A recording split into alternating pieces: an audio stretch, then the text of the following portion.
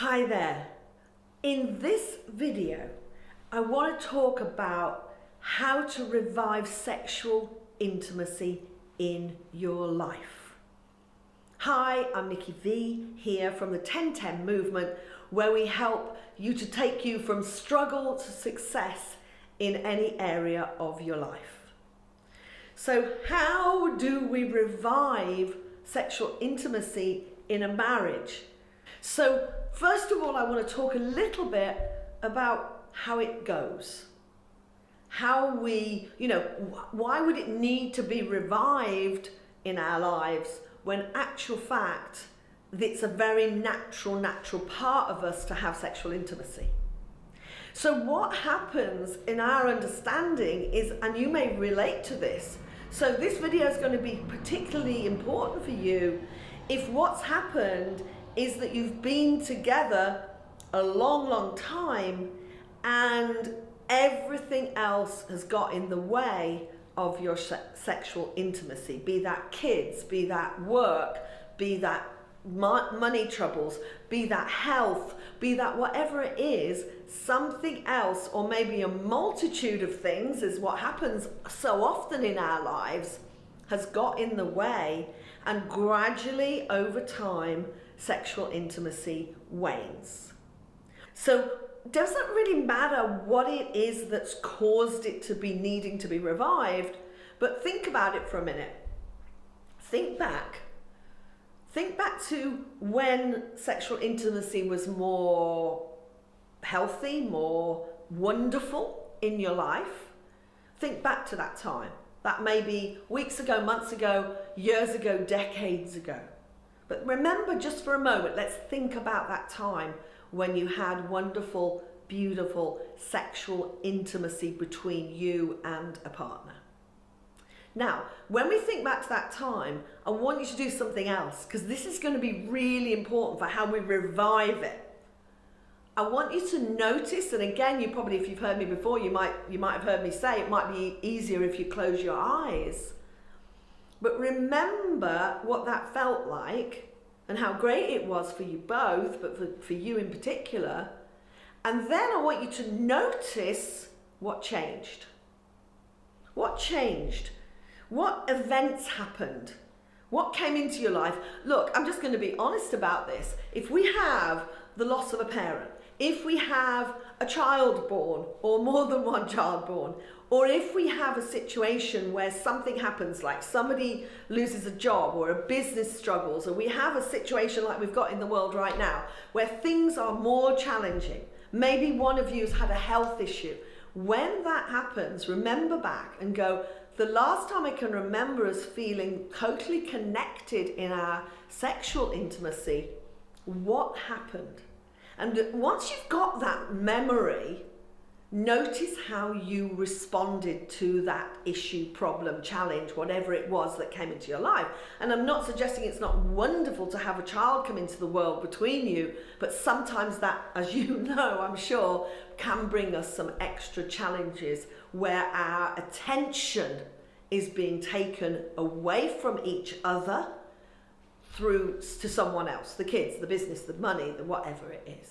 Okay, so when you think about this, what we call in human psychology a significant emotional event, this is just an event that's significant and that's caused emotions inside of you. Notice how you responded or reacted. Now, I work with people all the time, and it's so interesting for me to see how sometimes the very thing that could help you in those times to have wonderful, healthy, beautiful sexual intimacy with your partner is the very thing that we stop doing, the very thing that we stop putting our attention and our focus on. So what we tend to do is either we go very internal, we move away from our partner. That's one pattern that can sometimes happen when we have significant emotional events. We move away. Is that you? Do you move away? Do you go internal? Do you try and work out inside of you how to handle this new change or this issue or this event that's happened? Or maybe you go towards your partner and you're more, I'm going to say it, you're more demanding of them to help you with that issue. and they may not be in a good enough place to help you. They may be struggling themselves depending on the issue, or they may just not have the resources in order to be able to assist you, help you, support you, help you. So what happens is that, think about this then, we've got sexual intimacy, and now we've got some issue that's caused us to move apart. So how do we revive it? So the first thing we have to think about is our own behaviour. How have we reacted, responded?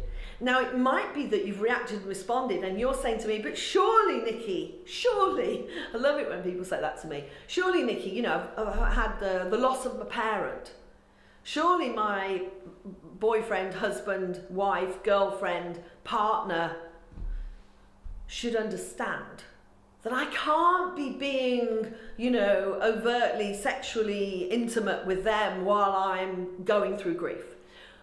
Surely they understand that I can't be thinking about intimacy when I'm worrying about X, Y, Z.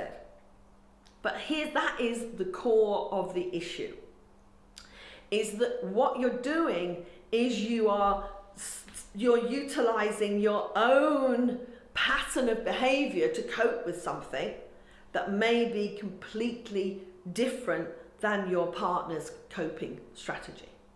So there is only really one way of reviving it. And, you know, I could give you lots and lots of what we call tips, which we don't like the word tips.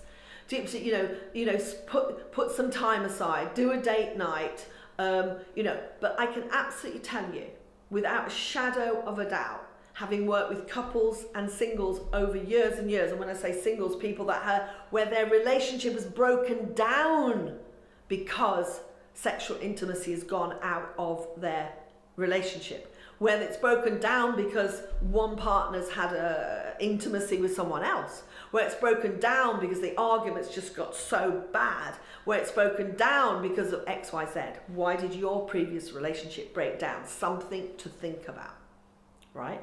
So the one thing and one thing only, and I make no apology for this, because it's years and years and years of Tony assisting people to overcome these kinds of issues, and that is, you need to take responsibility. Now, before you switch off, please, please, please don't switch off. All this means, this is not about blame. It is not about feeling guilty. It's not about anybody's fault. I want you to dismiss those words completely and just remember that you were doing the best you could with the resources you had at the time. Your partner was doing the best they could. Sometimes people just cannot pull out of their resource bag the ability to assist you while you're in a bad space. Sometimes you as an individual cannot, there's nothing we can call on. We might have even gone for help, but there's nothing we can call on to deal with the issue that comes up in life, right? But actually there's one thing we can do, and that is just to think about what it is that we are doing or were doing that has caused the sexual intimacy to be lost. And once we understand that, and it doesn't have to be some sort of clever psychology sort of thing, it could just be, okay, I realized that I used to go and spend a lot of time on my own. I realized that even though I'd be with the family or I'd be with my partner, I'm in my head worrying. I'm thinking about the future and worrying about the future. I'm thinking about the past and wished if only, feeling guilty, feeling worried, feeling frustrated, feeling anxious, feeling upset, feeling anything. And then all we have to do is share that with our partner. We're not going to talk about what our partner has done or is doing. In order to revive that connection between you, which will then can lead to sexual intimacy being revived, we need to share.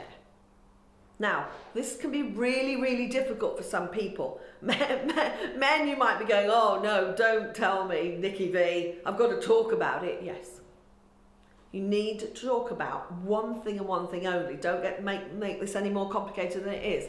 One thing only. And that is what you realise you do or did because of things that have happened.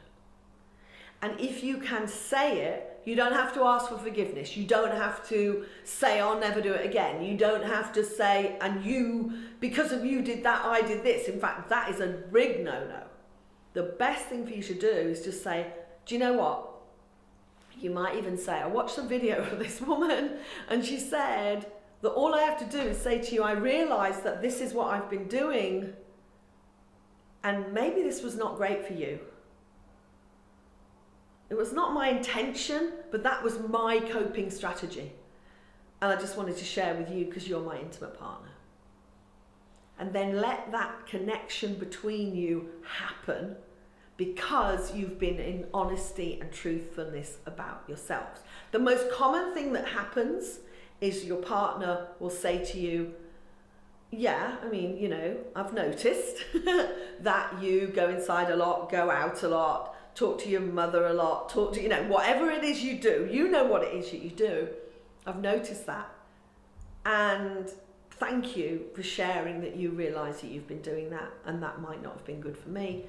And your partners like to say, but I realise I've been doing this too. I've been doing X, Y, Z. And this will bring you back together so that you have this energy between you that you used to have, that sexual energy between you. Now, the nuts and bolts of how you then go about actually reviving the physical sexual activity, connection between you, intimate physically, all I'd say is revert back to the kind of connection you had before things started to slip away, because that's what worked for both of you. And if there was part of that time where things were happening sexually that weren't great for you, something to share as well. Now you might go, oh, I don't know whether I can do that, Nicki Vee. If you don't, how will your partner ever know? And if you say it in a non-blaming way, in a non-demanding way, if you say it in a way that just said, and you know, when we were sexually intimate before, I found that difficult because X, Y, Z, right? So sharing truth, number one thing, the truth will set you free. The truth will revive things. The truth is the number one thing that needs to happen here so that intimacy can be revived. So I'm trusting that you enjoyed that. If this is your first time, you might go, whoa, this is quite intense. I understand that. But if you've enjoyed this and it's your first time, please press the subscribe button and the notification bell. If this is not your first time, welcome back. And if this particular video has been useful for you, valuable for you, please do watch this next video, which will be coming up here in a moment, which is the sort of the perfect video for you to watch next. Or if you're just going, well, there's other areas of my life where I've got problems, then go to this video, which is how to get success in all areas of your life by taking the life test. So until next time, from Nicki Vee, thank you. Bye-bye.